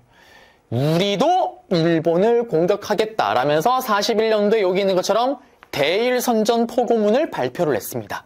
1번의 좌우압작 7원칙 같은 경우는 이거는 광복 이후의 스토리죠. 광복 이후에 어떻게 보면 사회주의 계열과 민족주의 계열이 치열하게 대립을 하니까 이러다가 진짜 분단되겠다. 우리 이념들이 그만하고 일단 만나서 한번 얘기를 해보자 라면서 열린 게 좌우합작위원회 좌우합작 7원칙이죠. 발표했던 게. 그 다음에 경학사를 조직했다. 경학사. 여기는 신민회 기억나시죠? 우리 앞에서 문제로 만났잖아요. 그 신민회가 일본에게 나라를 뺏기고 나서 원래 자기들이 만들었던 국외 독립운동 기지 서간도 삼원보에 가서 만든 단체가 경학사입니다. 그래서 이거는 관련이 없고 조선혁명선언은 우리 김원봉 선생님의 의열단의 행동강령이 조선혁명선언이죠. 신치호 선생님이 쓰셨던 거. 그 다음에 한글 맞춤법 통일한 표준어. 우리나라 말의 표준어와 그 다음에 외래어 표기법, 뭐 띄어쓰기 이런 것들 세팅했던 거. 스탠다드, 표준화 작업을 했던 거는 조선어학회의 활동입니다. 그리고 삼균주의 정답이네요. 5번. 자, 앞에 봤던 것처럼 일본이 천조국 미국을 건드렸네? 곧 항복하겠네. 나라 망하겠네. 그러면서 우린 일본 치겠다. 우리도 대일선전포고. 그리고 한 단계 또 김칫국을 좀 빨리 마십니다. 곧 우리 광복할 수 있겠다. 그러면 새로운 나라는 이런 컨셉으로 건국하겠다. 라면서 대한민국 건국강령을 발표를 해요. 언제냐면 1941년도에. 이거를 쓰신 분이 누구냐면 조소왕 선생님입니다. 특히 조소왕 선생님의 삼균주의를 기반으로 해서 대한민국 건국강령을 써요. 적어도 광복 이후에 만들어질 우리 대한민국은 이 세 가지만큼은 균등하게 기회를 주겠다라는 거예요. 뭐? 정치, 경제, 교육에 한해서는. 그래서 삼균주의가 정답이 되겠습니다. 정답은 5번 되겠네요. 기념관의 이 비석은 왜 아무 글자도 새겨져 있지 않을 걸까? 보시면은 제주도에서 일어났대요. 그리고 남한만의 단독 선거에 반대를 했대요. 그리고 이거를 진압하는 과정 속에서 민간인들의 대규모 학살도 일어나기도 합니다. 바로 지금까지 현대사의 우리나라의 대표적인 아픈 역사인 제주 4.3 사건이 되겠습니다. 그러면은 이 제주 4.3 사건은 우리가 광복하고 나서 3년이 지나서야 대한민국 정부가 수립이 됩니다. 결국 그 수립이 되는 3년이라는 시간 동안 이념 대립이 너무 심하죠. 그러면서 결국엔 남한만의 단독 선거가 발표가 확정이 됩니다. 남한만의 단독 선거가 이루어진다는 것은 남한만의 정부가 만들어지고 분단이 기정사실화가 된다는 거죠. 거기에 대한 저항으로 남한만의 단독 선거에 반대했던 사람들이 어디서? 제주도에서 들고 일어납니다. 여기 있는 것처럼요. 근데 문제는 이거를 진압하는 과정 속에서 민간인이 학살을 당했다는 거죠. 제주도에서 4.3 사건이 일어났기 때문에 원래 제주도에서는 첫 번째 우리나라 선거에서 국회의원을 3명을 뽑아야 되는데 두 군데 선거구에서는 뽑지를 못해서 한 명의 국회의원을 뽑았다라는 거. 유신헌법 철폐를 주장하였다. 유신헌법, 대통령이 신이 됐던 거. 이거는 박정희 정부 때 일이죠. 그 다음에 통일주체 국민회의가 설치되는 결과를 가져왔다. 유신헌법을 발표하면서 그 세부 내용 중에 뭐가 있냐면 통일주체 국민회의. 통일이 코앞에 왔습니다. 저에게 힘을 조금만 더 실어주십시오. 우리가 주체적으로 하겠습니다. 라면서 통일주체 국민회의를 만들고 여기서 대통령을 지들끼리 모여서 뽑았죠. 대통령 간선제로. 이것도 박정희 정부 때 처음으로 만들어졌고 유신헌법 발표하고 나서. 그 다음에 정답은 3번이네요. 희생자들의 명예회복을 위한 특별법이 제정됩니다. 이게 김대중 정부 때 이 법을 제정을 해요. 그리고 실제로 대통령이 사과를 했던 거는 그 다음 대통령이었던 노무현 대통령 때 사과를 합니다. 그 다음에 4.13 호원 철폐와 독재 타도. 이건 누구예요? 전두환 정부 때 있었던 일이죠. 이게 그거잖아요. 6월 민주항쟁. 전두환 정부 때 있었던 일입니다.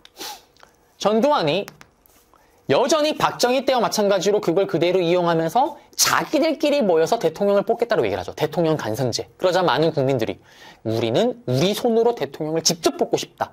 직선제 주장을 하자 전두환 정부에서는 4월 13일자에 기존 헌법을 보호할 거예요. 여전히 우리끼리 뽑을 거예요를 예치자 어떻게 6월 민주항쟁으로 나아갔던 거고. 그 다음에 기속재산 처리인데 이게 어떤 재산을 얘기를 하냐면 우리가 일본에게 나라를 뺏겼을 때 일본 애들이 우리나라 땅에 공장도 만들었을 거고요. 백화점도 만들었을 거 아니에요. 근데 일본이 망했어. 자기 나라 돌아갔잖아요.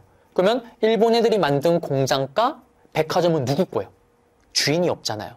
일단 우리가 정부가 수립되기 전이니까 광복되고 나서 정부가 없잖아요. 3년 후에 수립이 되잖아요. 그때 미군정, 미국의 군인 정치가 시작이 되잖아요. 남쪽에. 이 미군정이 그 재산을 관리하기 위해서 만든 게 신항공사입니다.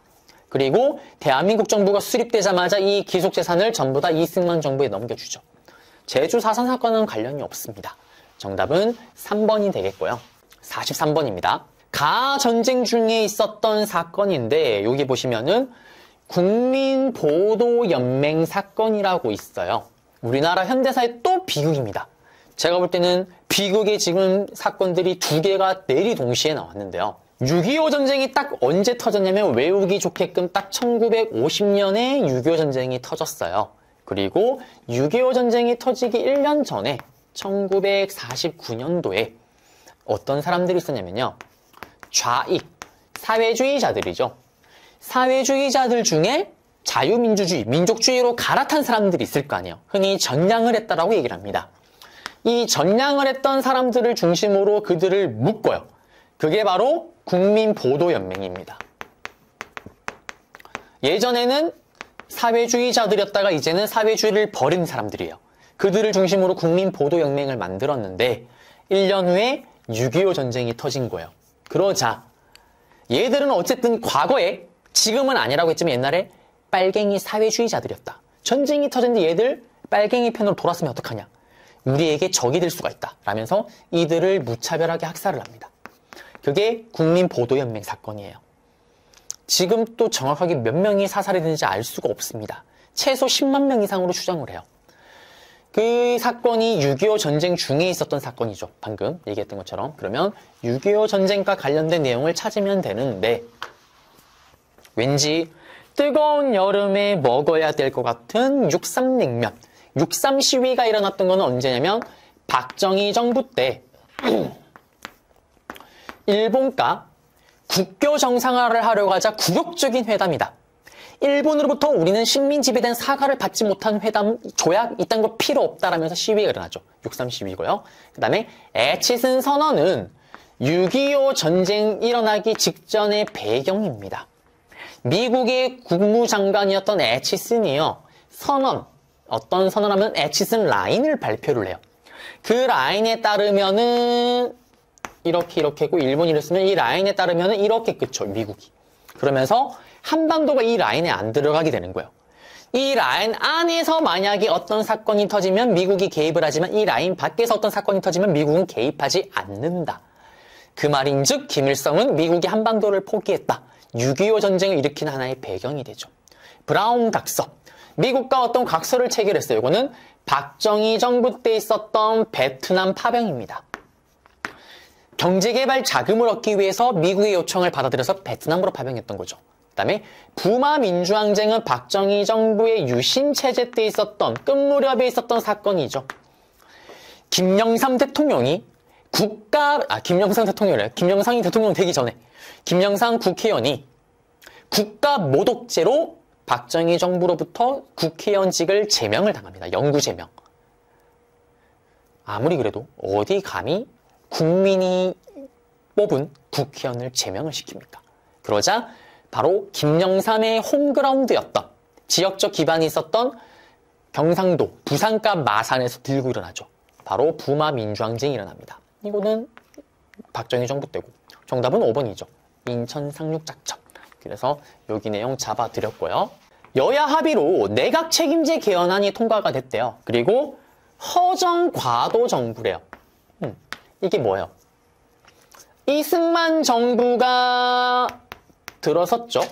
맞죠? 그러면서 1대 대통령 선거에 나가서 당선이 됐어요. 대통령 간선제로. 그 다음에 6.25 전쟁 도중에 2대 대통령 선거에 나가서 어떻게 대통령 직선제로 바꾼 후에 1차 개헌을 통해서 발췌 개헌을 한 후에 당선이 됐어요. 그 다음에 세 번째 대통령 선거를 나가야 되는데 이때는 어떻게 우리나라는 헌법상 2번밖에 못하니까 4.4.5입 개헌으로 두 번째 개헌으로 어떻게 1대 대통령에 한해서는 계속 나가는 거로 조항을 바꾼 후에 나가서 당선이 됐어요. 그 다음에 4대 대통령 선거 때는 단독 출마입니다. 무조건 당선이 되는 거였는데 부통령이었던 이기붕을 당선시키기 위해서 3.15 부정선거를 저지르는 바람에 결국 4.19 혁명이 일어나면서 이승만 정부는 무너지게 되고요. 이승만 대통령은 하야를 하죠. 자, 대통령이 지금 공석이에요. 우리는 이거 약간 경험을 했잖아요. 박근혜 대통령이 탄핵을 당했을 때 대통령이 약간 공석이었잖아요. 그 다음 대통령을 뽑기 전까지. 그때 황교안 국무총리가 대통령 역할을 대신했었죠. 그것처럼 지금 대통령이 하야를 하면서 공석인 애가 잠시 누가 맡냐면 허정이라는 인물이 과도 정부를 맡는 거예요. 그래서 허정 과도 정부가 수립했던 배경은 4.19 혁명이고 이때 허정 과도 정부가 수립되자 헌법을 뜯어 고칩니다. 대통령의 권한이 너무 강하니까 이승만 같은 사람이 독재를 했다. 그러면서 우리나라 역사상 처음이자 마지막으로 대통령 제도가 내각 책임제로 바뀌게 되고요. 우리나라 역사상 처음이자 마지막으로 국회가 2개가 돼요. 바로 민의원, 참의원, 국회가 2개입니다. 지금 미국이 국회가 2개잖아요. 상의원, 하의원으로. 국회를 2개를 둬서 서로 또 견제를 시키겠다는 거예요. 권력이 독점이 안 되게끔. 그렇지만 이걸 바탕으로 수립됐던 게 바로 장면 내각인데 이 장면 내각은 1년을 못 넘기죠. 빠라바라밤 빠라바라밤 빰빠밤 빰빠밤 빰빠밤 바로 박근혜 대통령의 파파 아버지 박정희의 5.16 군사정변으로 결국 장면 내각은 무너지게 됩니다. 어쨌든 이거 이유니까 정답은 3번이죠. 세 번째 3차 기원한 이후에. 그 다음에 반민족행위 처벌법이 제정되었다. 이거는 친일파 청산하자라는 거잖아요. 광복 직후에 재헌국회. 정확하게는 이거는 이승만 정부 때 있었던 일이고요. 그 다음에 2차 미소공동위원회, 1차 미소공동위원회 이거는 대한민국 정부가 수립되기 전의 스토리고 평화통일론을 주장한 진보당이 조봉암이 구속되었다. 이게 진보당 사건이죠. 이승만 정부. 3대 대통령 선거 때 헌법을 뜯어고치고 나갔어요. 사뿐하게 당선될 줄 알았는데 조봉암이 인기가 생각보다 많습니다. 그러자 어떡할까요?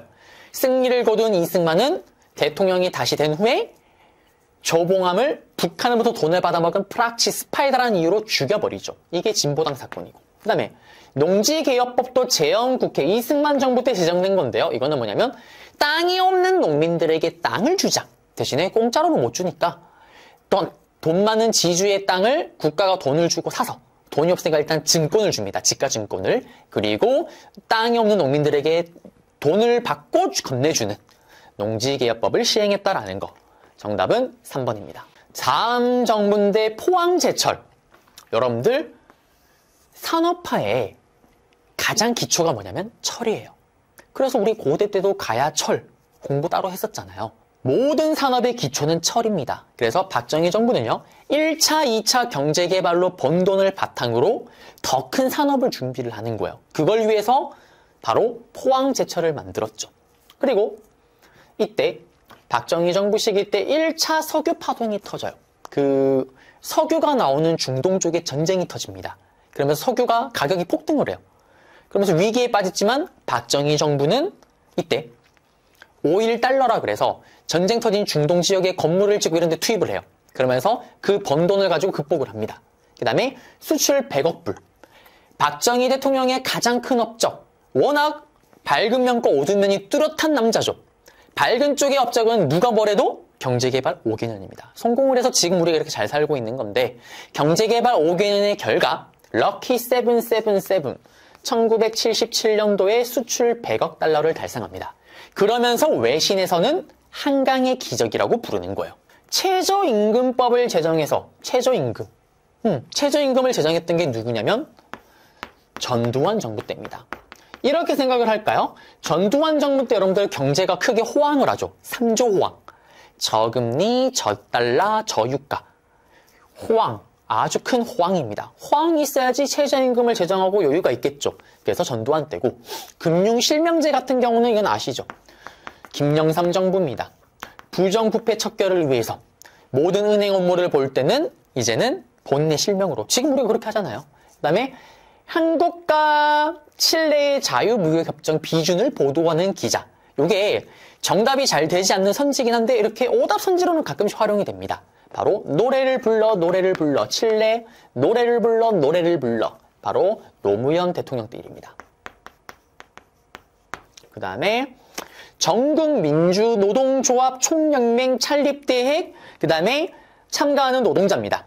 이게 우리나라 그 양대 노동조합 중에 하나인데요. 이거는 김영삼 정부 때요. 김영삼 정부 때. 그리고 정부의 도시정책에 반발해 시위를 하는 광주 대단지 이중. 정답이죠. 여러분들이 예전에 기출문제를 보시게 되면 이게 제시문 박스에 들어가고 여기 앞에 내용이 정답이 되는 경우가 있었습니다. 근데 이제는 반대로 돌린 거죠. 이게 또 박정희 정부의 또 어두운 면 중에 또 한 가지 사건 중에 하나인데요. 사실 서울에 판잣집이라 얘기를 하죠. 여러분들 옛날 드라마 보면 나오는 거 있잖아요. 못 사는 사람들, 힘들게 사는 분들. 어떻게 보면 근데 그거는 못 산다는 것보다는 무허가예요, 사실은. 그래서 철거할 때 이게 너무 한 거 아니에요. 이게 아니라 무허가 집이기 때문에 이게 큰 사고로 이어질 수가 있는 거예요. 그래서 국가 차원에서는 그분들이 뭐 세금 안 내고 이 문제가 아니라 안전 차원에서 철거를 하고 이주를 시켜야 되는 거예요. 그때 광주로 이제 서울시에 있던 판잣집 무허가에 사는 분들을 철거를 시킨 후에 이주를 시키려고 하는데 이 광주가 지금의 성남인 거예요. 이주를 시키려고 했는데 조건이 그죠. 헐값에 땅도 줄 거고 가면은 여러 가지 혜택을 주니 가라. 보냈어요. 보냈는데 이게 성남이 이 당시에 투기붐이 부는 거예요. 땅값이 막 오르는 거예요. 그러자 오른 것만큼 돈 내라고 막 이런 말도 안 되는 소리를 하기 시작하는 거예요. 그 다음에 막상 갔더니 일자리도 없고 이제 새로 짓는 도시니까 그 신도시니까요. 그래서 이때 투쟁과 시위가 일어납니다. 박정희 정부 때요. 가장 대표적인 사건 중에 하나죠. 그래서 정답은 5번이 되겠습니다.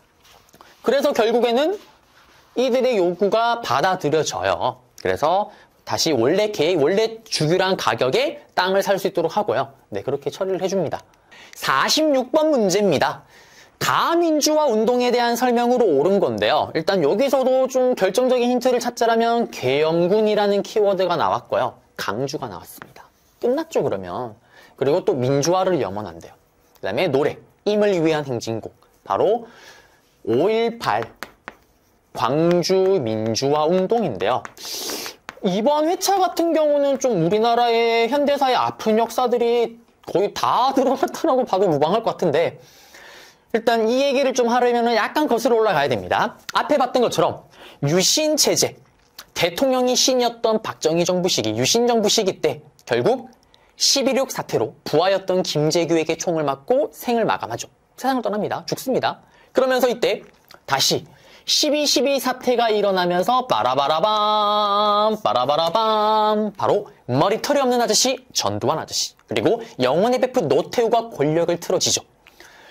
이 신군부가 권력을 틀어지자 전국 각지에서 민주화에 대한 열망 그리고 여기에 대한 저항운동이 벌어집니다. 가장 먼저 요구했던 건 뭐냐면 이들의 퇴진이에요. 신군부 당장 꺼져라. 너그 군대로 돌아가라. 그 다음에 또 요구했던 게 뭐냐면 박정희는 죽었지만 그가 만들었던 유신헌법은 여전히 살아있잖아요. 그래서 유신헌법을 철폐해라. 이게 주장입니다. 특히 가장 격렬하게 저항했던 곳이 바로 광주죠. 이 광주에요. 전두환과 신군부 세력은 정말 쓰레기 같은 짓을 합니다. 아직 전두환은 대통령도 되기 전이에요. 계엄군, 군대를 동원하죠. 그리고 무차별하게 진압을 합니다. 여기에 맞서서 시민군이 조직되긴 하지만 당연히 역부족이죠. 그러면서 권력을 틀어진 후에 전두환 정부가 이제 출범하게 되는 거예요. 그래서 전두환 정부는 한마디로 쓰레기 정부예요. 왜?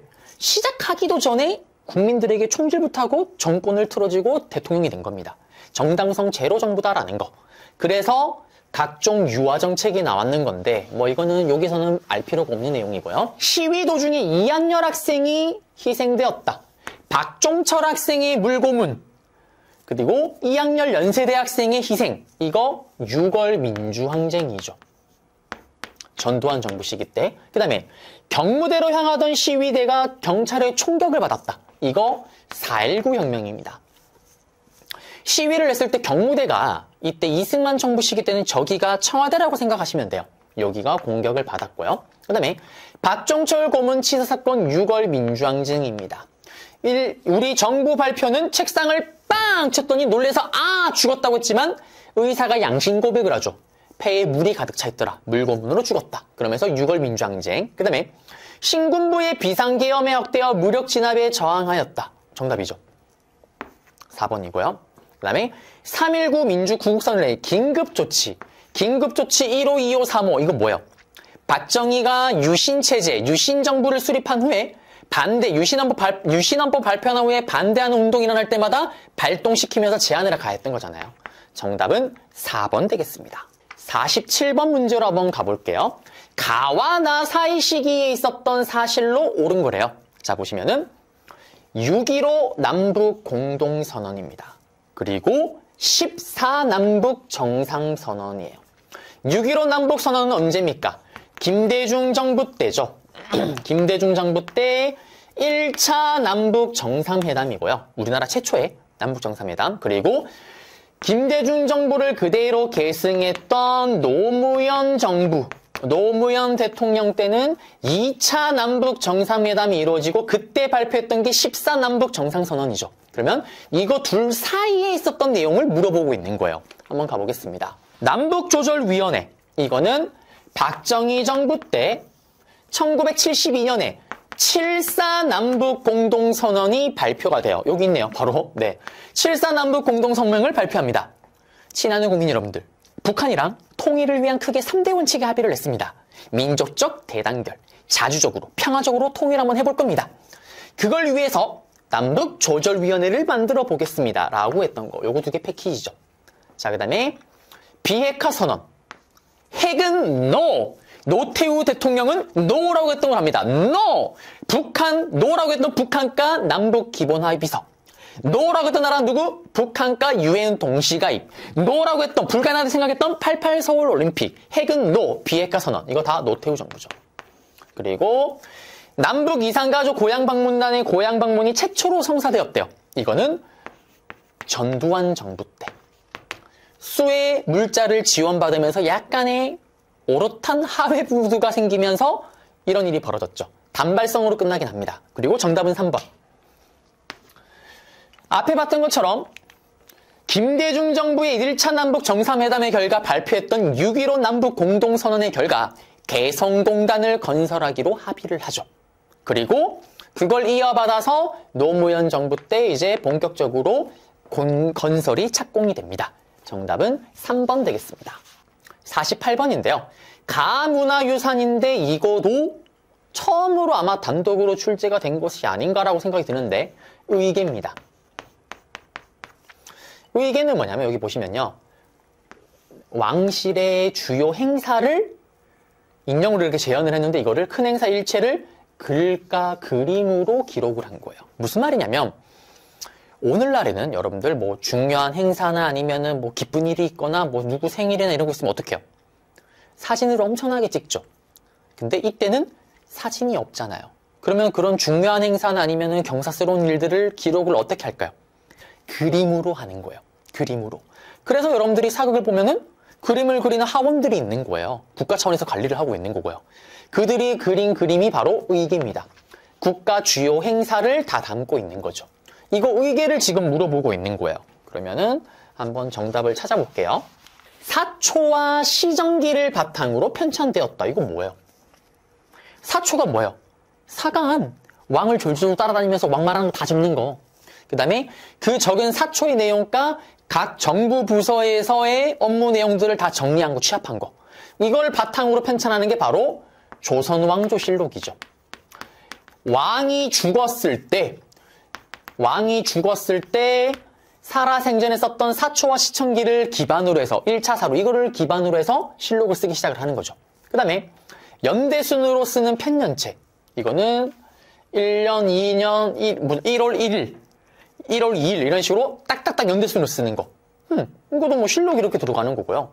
그럼 이거 제끼면은 조선왕조실록인 걸 알면은 기억은 다 제낄 수가 있는 거고. 그럼 남는 거는 5번인데. 자, 열람을 위한 어람용 의계가 따로 있다. 이게 뭐냐면요. 어람이 뭐냐면 이게 왕을 위해서 만든 의계예요. 의계가 신하들이 보는 이런 일반인 버전이 있고 왕만이 보는 왕실용 버전이 있어요. 고급스러운 버전입니다. 이게 어람용 의계예요. 이거 따로 제작한 건 맞습니다. 그 다음에 이 의계를 털어갔던 새끼들이 바로 프랑스 애들이잖아요. 강화도를 쳐들어왔던 프랑스 애들. 병인양력 때 결국 철수하면서 문화재된 시견이 아주 상당히 높습니다. 바로 강화도에 있었던 도서관, 외규장 가게에 있던 의계를 싹 다 털어가죠. 이때 털어갔던 의계 중에 대부분이 어람용 의계였던 거예요. 그래서 정답은 디귿, 리을 5번입니다. 49번인데요. 가라를 활용한 탐구활동이래요. 한번 볼까요? 독서상품, 이거 뭐예요? 신라 원성왕 때, 원성을 자자하게 들었던 원성왕 때 있었던 제도였던 독서상품가입니다. 우리 앞에서 시험 문제로 봤잖아요. 이번 회차에서. 뉴스페이퍼 킹, 신문왕 때 만들었던 학교였던 국학. 시험이 없어요. 공부를 안 합니다. 시험이 없으니까. 그래서 원성왕 때 국학에 다녔던 입학생들 중에 졸업을 할 때 치는 시험을 만든 거예요. 독서한 걸 바탕으로 상중하 세계 풍기를 나눠서 관직에 나가는 거. 이거는 통일신라 시대 때고요. 그 다음에 쌍기가 건의를 했대요. 후주에서 기활했던 쌍기가. 이거 고려시대 누구예요? 광종이죠, 광종. 광종 때 후주에 기하했던 쌍기의 건의로 과거제를 시행했습니다. 그리고 다는 조광조가 아래여서 인재를 추천했던 거. 조광조. 조광조. 이거는 조광조 때니까 중종이고 이거는 뭐냐면 현량가입니다. 현량가. 이때 조광조가 등용이 됐는데 살인파가 다 앞에서 연산군대 2번의 사화로 다 제거가 당하니까 자기 편이 아무도 없습니다. 그래서 만든 제도가 이거죠. 현명하고 어진 사람이라면 과거 시험 없이 다이렉트로 관직으로 나올 수 있다라는 거예요. 한마디로 추천 제도입니다. 조광조의 추천이 있으면 무조건 관직에 떨어질 수 있는 거예요. 나올 수가 있는 거예요. 낙하산 부대죠. 자기 쪽수를 채워갔던. 이게 현량가고요. 그 다음에 라예요, 라. 문제의 라인데 사실 라 같은 경우는 이거는 아마 처음 나왔어요, 아예. 그래서 여러분들이 좀 많이 어려울 수 있을 거라고 생각을 하는데 이게 그거죠. 우리 1894년도에 1차 가보개혁이 시행되면서 이때 신분제가 처음으로 드디어 폐지가 되죠. 신분제가 사라지니까 신분제에 맞춰서 시험을 치는 과거제도 필요가 없겠죠. 과거제가 폐지되고 나서 인재들을 어떻게 뽑을지를 발표한 게 이 선거조례입니다. 1차 가보개혁 이후에. 그래서 이거를 가지고 설마 문제를 풀거나 이렇게 나왔더라면 진짜 역대급 문제가 됐을 텐데 이번 회차의 특징은 이거예요. 이제 마무리 이제 49번이니까요. 이번 회차 특징은 처음 보는 선지는 던져놨는데 문제는 그거를 몰라도 풀 수 있게끔 세팅을 해놨어요. 그래서 체감상으로는 어렵지만 막상 풀면은 풀리는 회차가 이번 회차입니다. 자, 그럼 들어가 볼게요. 최승로의 시무 28조. 이거 고려시대 성종 때 최승로의 시무 28조를 건의를 받아들여서 12목을 설치하고 지방간을 파견했잖아요. 지금 이거는 통일신라 원성왕 때죠. 틀렸고. 그 다음에 쌍기 과거제 광종이 추진한 거 맞잖아요. 왕권 강화 정책에 따라서. 이게 왜 왕권 강화 정책이에요? 실력으로 인재를 뽑는다? 그러면 기존의 공신들이 더 이상 관직이나 세습 이런 걸 막아내는 거죠. 한번 싹 다 정리를 하는 거잖아요. 왕권 강화하고. 그 다음에 중종 때 살인파 원관들이 제기한 주장을 조사한다. 맞겠죠. 중종 때이고 조광조 때 그거니까요. 그 다음에 임술 농민봉기 이거는 진주밀란 세도 정책이 때잖아요. 1차 가보개혁 때가 아니라. 이거는 이 대책이 뭐였어요? 박지원의 손자였던 박규수가 안핵사로 파견되고 건의했던 삼정 이정청 설치가 대책이죠. 그러면 정답은 니은 디귿 정답은 3번이 되겠습니다. 50번 문제입니다. 밑줄근 기역 니은이에요. 제가 이거 옆에 걸 안 지우긴 했는데 한번 볼까요? 이 제도 쌍기니까 이거는 과거 제도죠. 맞죠? 그 다음에 다의 조광조니까 이거는 현량가잖아요. 결국에는 이거는 여러분들이 기존에 공부했던 내용을 또 물어본 거예요. 자, 그러면 한번 보겠습니다. 역분전이 제정되는 결과를 가져왔다? 이거는 상관이 없죠. 왜? 고려시대 태조 왕건이 자기를 도와줬던 공신들에게 땅을 줬던 게 역분전입니다. 장하다 동진아, 너 덕분에 후삼국을 통일할 수가 있었다. 그러면서 너에게 강남을 역분전으로 지급하겠다. 이거예요. 지금 과거제와는 관련이 없죠. 그 다음에 정답이 2번이네요. 이건 좀 어려울 수 있는데 뭐냐면 지공고가 뭐냐면요, 여러분들. 지공고가 과거시험 출제위원이에요.